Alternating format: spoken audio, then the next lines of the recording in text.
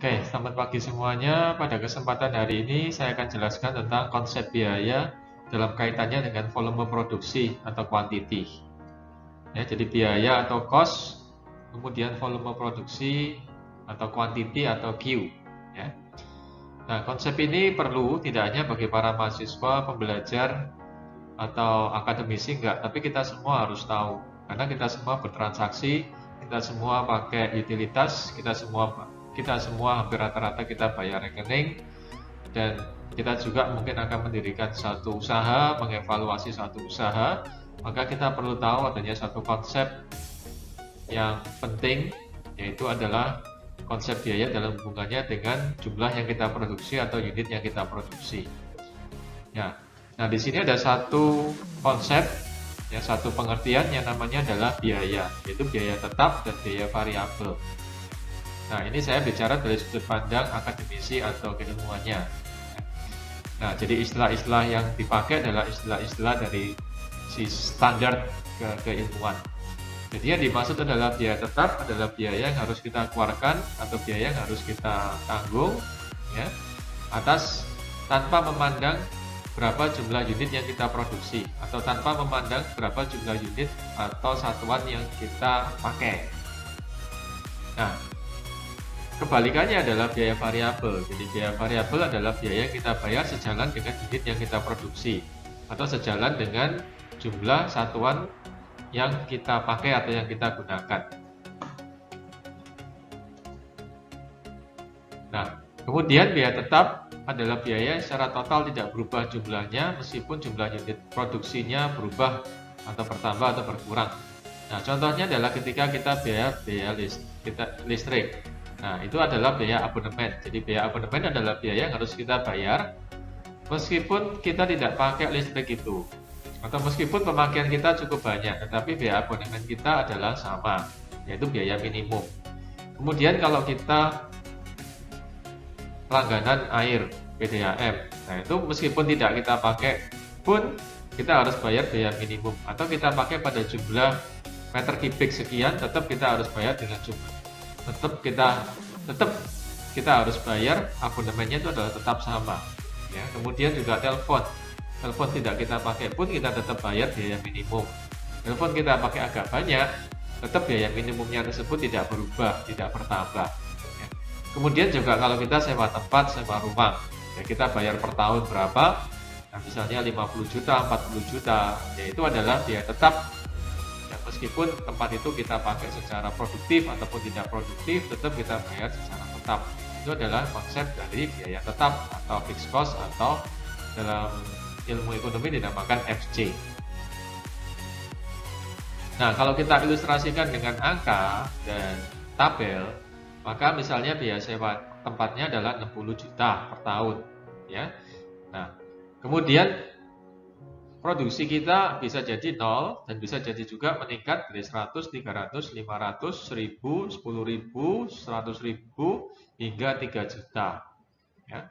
Nah, kalau kita bagi antara unit yang diproduksi dengan biaya sewa per unit, maka tentu saja dengan biaya tetap, maka biaya tetap per unit akan semakin rendah apabila unit yang diproduksi bertambah. Nah, ini artinya apa? Ini artinya adalah ketika tempat itu bisa kita pakai secara produktif, maka biaya per unit, biaya tetap per unit, ya, yang dibebankan pada produk itu semakin kecil.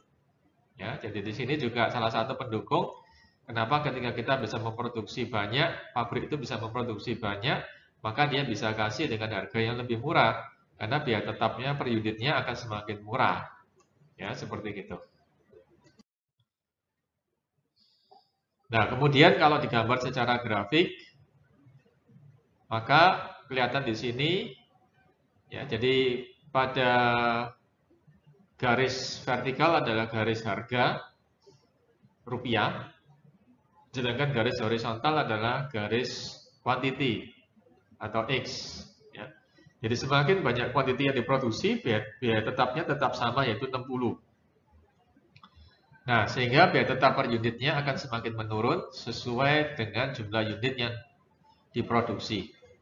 Ya, jadi sejalan dengan konsep sebelumnya, kalau kita pakainya banyak, nah, misalnya tempat ya, tempat itu kita bisa produksi dengan jumlah yang cukup besar, cukup banyak, maka biaya tetap per unit yang kita produksi akan semakin kecil.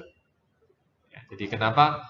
Makanya orang berusaha menghasilkan sebanyak mungkin, yang bisa jual sebanyak mungkin. Jadi karena kita sewa tempat itu mahal gitu ya. Jadi kalau bisa produksi bisa dipakai semaksimum mungkin ya, karena biaya tetap untuk sewa tempat itu mahal ya. Contohnya adalah seperti demikian ya. Kemudian kita masuk pada biaya variabel. Jadi kalau biaya variabel ini memang terdengar lebih fair ya. Jadi biaya yang kita keluarkan sejalan dengan berapa jumlah unit yang kita produksi. Jadi kalau nggak berproduksi ya biaya variabelnya 0. Kalau ya, kita produksi baru ada biaya variabel. Nah, misalnya biaya KWH per listrik per KWH per listrik yang kita pakai. Jadi semakin banyak listrik yang kita pakai, semakin banyak KWH yang kita pakai, maka tentu saja kita harus bayar lebih tinggi.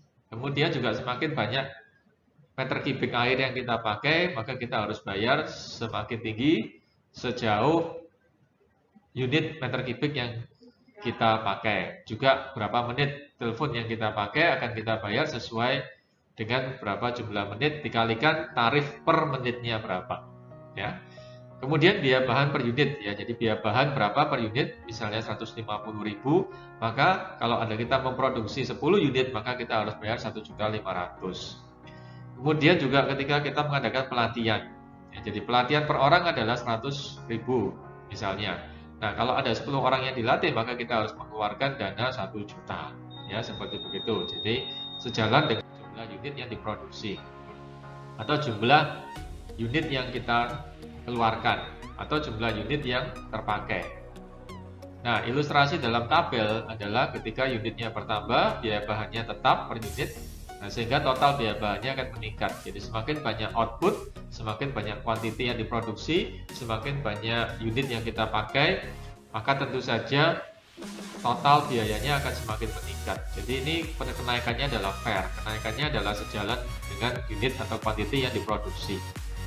Ya, kalau nggak ada produksi ya nol. Ya, kalau produksinya naik ya sejalan dengan itu. Ya. Nah, biaya tetap. Ya, kalau biaya tetap itu berapapun jumlah unit, maka kita harus bayar dengan jumlah tertentu yang sama. Kemudian apabila digambar dalam grafik, maka biaya variabel akan semakin meningkat ya sesuai dengan jumlah unit yang diproduksi. Jadi jumlah unit 500 ya akan memakan biaya bahan sebesar sekitar 200. Kemudian jumlah unit adalah 1000, akan memakan bahan sekitar 550. Ya, seperti itu. Nah, yang paling sering terjadi adalah gabungan antara biaya tetap dan biaya variabel. Nah, misalnya kita bayar rekening listrik, ya. Jadi rekening listrik ada rekening listrik pasca bayar, ada rekening yang gabungan antara abonemen dan juga berapa KWH yang kita pakai. Kemudian juga kita bayar rekening air meter kubik. Ya, jadi berapa meter kubik yang kita pakai, ada biaya abonemen dan juga ada biaya variabel sesuai dengan meter kubik yang kita pakai. Ya, jadi biaya abonemen juga dinamakan biaya minimum. Nah, di sini posisi biaya tetap adalah 0 dan A. Jadi OA ini adalah posisi biaya tetapnya. Kemudian setelah itu masuk ke biaya variabel. Dan yang harus kita bayar untuk rekening listrik dan air misalnya adalah gabungan antara biaya tetap dan biaya variabel, itu antara FJ dan BC. Ya. Jadi saya rasa sekian penjelasan saya tentang biaya tetap dan variabel. Semoga konsep ini bisa dipahami dan bisa dipakai, dan kita bisa menganalisis ya ketika kita bayar untuk biaya atau ketika kita akan membayar atau mengalokasikan anggaran atau dana, kita punya bayangan, oh ternyata aku bayarnya ada unsur biaya tetap, ada variabel. Oh ternyata ketika aku sewa tempatnya ini biayanya tetap terus fix ya dengan nilai sekian. Jadi kalau aku bisa pakai secara produktif ya aku akan menjadi lebih menguntungkan. Nah, tapi kalau aku tidak bisa pakai, aku bisa rugi.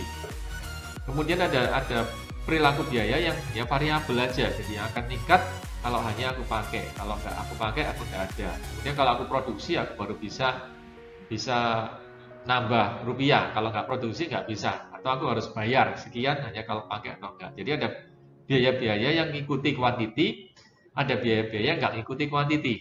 Gitu, ya. Sekian. Sekian, semoga bermanfaat dan terima kasih.